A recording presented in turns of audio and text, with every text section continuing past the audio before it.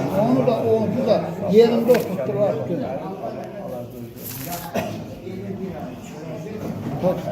Şəkilin şeyidir, deyəsən. Değil ama yermendir.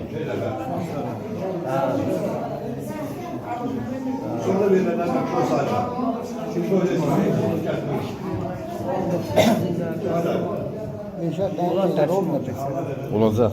Vallahi olacak. 100 lira inşallah. Yok tamam.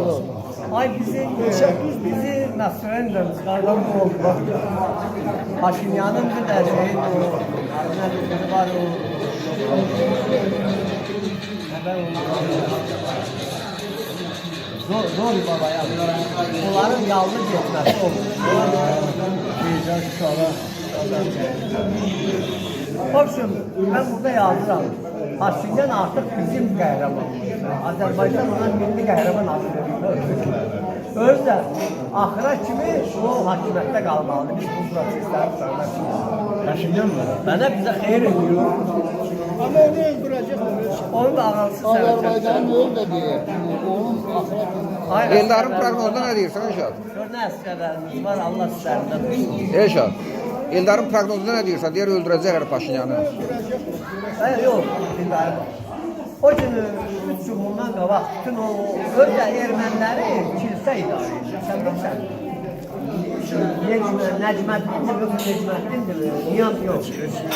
Necməddin Aysoğlu. Elə bir region var, orada olan ən bunların idarə edən, dünyadakı erməniləri idarə edən həmən kilsənin şeyidir. Orada olan Kataloniyasıdır. Yığılıblar, Köçəryan, Sarkisyan, hər Türkiyədən gələn hamısı yığılıblar, deyirlər, dili lezi ilə kəsər. Bu deyir ki, Türkiyə gedirəm, danışıqlar deyirlər, getdə ilə bir şey. Ondan sonra sonrası dedi ki, heç bir danışıq yoxdur, vuruşacaq axıra kimi. Qələbə də bizdəndir, məğlubiyyət də bizdəndir. Gelin nəyə görə? Bunun məğlub olmağına bir həftə 10 gün qalır. Köçəryan gəlsin, hakimiyyətim onu öldürsün, yerdə gəlsin, məğlubiyyət Köçəryanla olacaq. Onun için da bunlar istəyirlər ki, qələbə də olsa, elə bir məqam olsun. Məğlubiyyət də olsa, Paşinyanla olsun. öyle olmalı da. Ben 5 günlüğüne Deyir, Rosya'da kaçmağa da koymuyorlar, arvadı kaçış gelmiş, sayda. Kaya kaç var. Ne oldu? Paşinyan'ın mı? Gösterirler. Yakalı oynuyorsun. Arvadla beraber oynuyor. Bu da resmen.